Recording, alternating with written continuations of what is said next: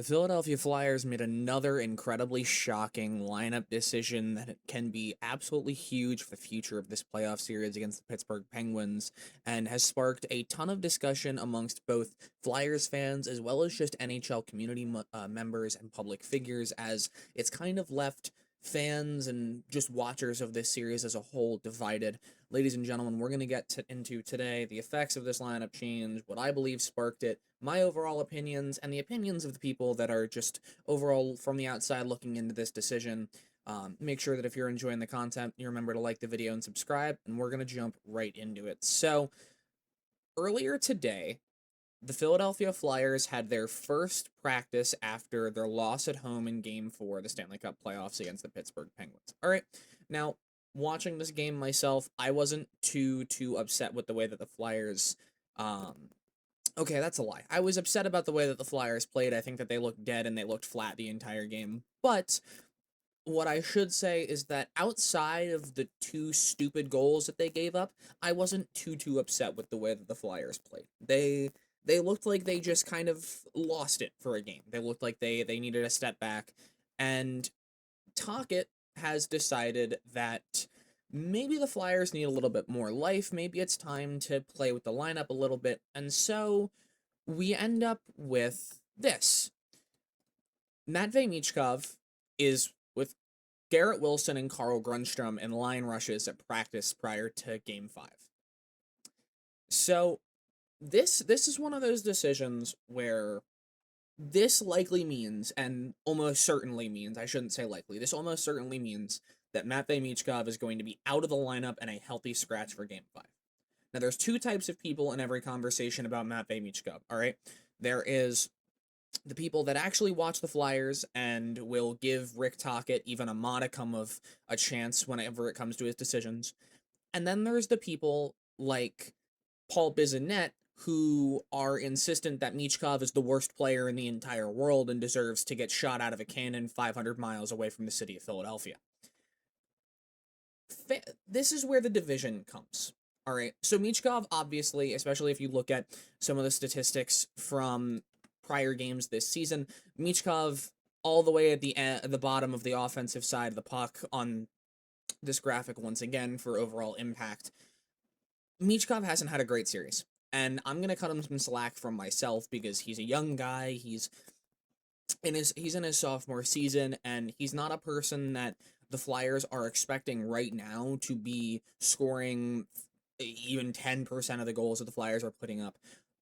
Though, what I will say is that just because the Flyers don't have the expectation that he's going to be the number one on offense every single night, that doesn't mean that he can't still underperform. And he's most certainly been iffy this season, or not season, this series. Michkov in 4 games, no points, 6 shot attempts, more penalties taken than drawn, more giveaways than takeaways. I'm not gonna read the whole thing out for you guys because you guys can look at it.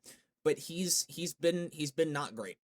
And so the decision from Tocchett to bench Michkov for Game 5, give Alex Bump, who we'll talk about in a minute, the opportunity to come in and play, makes sense to me. I understand that, like, he's had a rough patch. He was electric to end out the regular season, which I think is why people have been giving him as much slack up to this point as they have. He was phenomenal down the stretch in that, like, 15-6 run where the Flyers closed out the end of the regular season and made the playoffs. Michkov was amazing. He had a bunch of multi-point games in that span. Absolutely phenomenal player. And this performance right here isn't going to take away from how good of a player I think Michkov is. However, bring to it does bring to light kind of how Michkov is one of the most divisive players for fans to talk about, because given that the lineups for the next game look like this now, with Alex Bump in place of Matvei Michkov on the third line,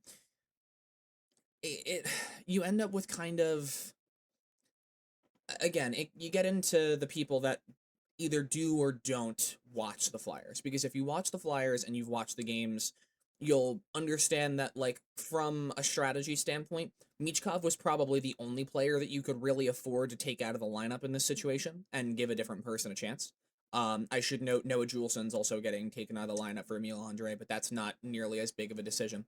But if you're somebody that watches the Flyers and doesn't pay as much attention, or if you're somebody that doesn't watch the Flyers much at all, there are some people that will try to turn this into a, oh well, Travis Konecny has played badly, and not Christian Dvorak, Tyson Foerster's played badly. Both of them have been playing badly this series, but you have to understand is that Michkov has been bad offensively and defensively. Unfortunately, that is not something that you can say about both Travis Konecny and Tyson Foerster. Have they had their moments? Yes, but overall, Foerster and Konecny have both been better players on the defensive side of the puck than Michkov has. I've said it in passing, not in videos before, but just on my own, talking to people, that I think that Michkov in the defensive zone effectively gives the other team power play because he's not good defensively. He is one of the players on this team that most definitely needs work in the defensive zone come the end of the season and after the season is over. It just, if the Flyers want to stay competitive and be able to have him on this team in such a big role, they need to be able to have him contribute more defensively, at least if he's going to be producing at the rate that he's been producing now. Because if he takes a step forward and he turns into like an MVP year, or like not even an MVP year, Austin Matthews, but even like an Austin Matthews, like a year ago, like a year out of scoring almost 70 goals, if he's putting up 80, 90, 100 points in a season, he can afford to be worse defensively. However, at the moment, that's not a thing that he's doing, which means that the Flyers cannot afford to have him being as bad as he has been defensively. And Tocchett with this lineup change wasn't even all that nasty about it. He talked about how he's part of the young group and that a lot of the young guys have gone through these moments of kind of plateauing and losing their stride and not quite being as efficient and as productive as they would want to be. But that it's not something that is too worrying. All right, a lot of the talk around the Flyers after Game 4 has been about making sure that you don't worry all too much about what happened in Game 4, because in all fairness, it's a long series. It's very hard to sweep teams, and admittedly, like Carolina and Ottawa happened, but sweeps like that don't happen every year. You don't get teams, especially teams like the Flyers, who so lucky to be even in a playoff spot in the first place, potentially sweeping a team in the first round very often. So it's a miracle that we're in this spot anyways, and Rick Tocchet just wanted to get across that you shouldn't be worrying all that much about it. Dan Vladar was another person that was very big on the whole situation of just like, we're gonna be fine. Don't worry about what happened. If like, he admitted that he had two mistakes, and if they had went differently, then it would have been a different game. But regardless of what occurred in Game 3, or not Game 3, Game 4, the Flyers need to focus on moving forward, and unfortunately, something that a lot of fans are going to take away from this is that if the Flyers win going into this next game, Game 5 on Monday night at 7, a lot of fans are going to think, all right, we'll just keep bumping the lineup because clearly Matvei was the issue. And I hate to be that guy, but that unfortunately is going to be what happens with some Flyers fans. There are going to be people that see the Flyers lose a game, make a lineup change, and then win a game afterwards and go, oh yeah, no, clearly it was the guy that got taken out's fault the entire time. Nothing else. There's not a single other problem that this team could have ever. That's just going to be how some people think, and unfortunately, while that isn't true, it's going to be what some people believe is true.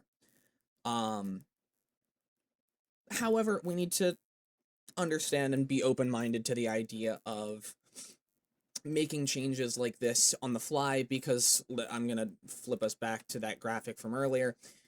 Michkov has not played good this season, and despite Tocchet's confidence in him, or maybe feigned confidence if you're somebody that thinks that Tocchet despises Michkov with every fiber of his being, he's a young guy who's just been struggling in the playoffs, and it's a lineup change for the sake of either giving him a break or giving someone else an opportunity. And the best part is that both of those things can happen at the same time. And who knows, maybe Michkov takes this as a learning experience and goes, all right, well, I just have to be better when I get back. And then he gets back in the lineup for Game 1 of the second round, or Game 6 of the first round, if God forbid that has to happen. And he comes out and he has a baller game and he plays amazing. Because then the conversation isn't, oh, this was a horrible move and Tocchet hates Michkov. It was, this was a much needed break for Michkov and Tocchet's genius. getting more into some of the people that are talking about this online and some of the fans that are talking about this, especially some of the like big like Twitter pages, things like that. Once again, you're going to see people that fall into that category of either you like the decision or you like the decision and you understand where it's coming from, or you understand what it's coming from, or you don't understand where it's coming from and you hate it, or you're the hidden third option of you like the or you know the decision and you don't like it, which is kind of what we've got going on here. And while I understand the argument of Michkov is going to be a guy that's going to be very strong in the future and is one of the main building blocks for this Flyers team, why are you going to scratch him right now if he's supposed to be one of the part of the future? I think it's more important to give Michkov an opportunity to reset and get it out of his head that, oh, I'm just horrible in the playoffs, that's all. Because the last thing that you need is a player who's this young to get into a mindset of, oh, I'm just a regular season merchant and I can't do anything in the playoffs. That's not a mindset that you want him to get into. Um, and I have to go back to the defense with him because I truly do believe that's what that's the reason why it's Michkov that's getting pulled instead of anybody else here, because I truly think that if the defense was less of a focus in the Flyers strategy, because come on, look at the Flyers have by far and away the best defense out of any team in this NHL playoffs. They have been playing a monster defensive structure. All right. This this Flyers team has been playing out of their minds. Their expected goals against over 60 minutes is the lowest of every team in the NHL. And that's playing against an offense that was hailed as one of the better offenses in the Eastern Conference. Like the Penguins were supposedly a pretty good offense coming into this. And I really do hate to say it, but it just, like, this decision here, I really do believe to be something that is entirely focused on the fact that Michkov is not great defensively, because especially if you look at what some other people have been saying about like why are you scratching Michkov and not Forrester or Konecny? The two of them have been having a rough series. You have to look at the defensive numbers, and some people like Charlie O'Connor have pointed out that like the Flyers have been amazing without Michkov on the ice and with some of these other guys that people want what's it called, once scratched, and think that like, oh yeah, well, Konecny only had a goal yesterday, and outside of that, he's been pretty bad. Konechny's good on defense, and unfortunately, that's just a thing that Michkov does not play. If you're somebody that disagrees with me and thinks that Michkov absolutely should get this ice time in Game 5 and that somebody else should get scratched, please let me know in the comments. I'm open to hearing out anybody's arguments or whatever you have to say, unless you're Paul Bissonnette. Hate that guy. But anyways, I'll talk to you guys later. Go Flyers.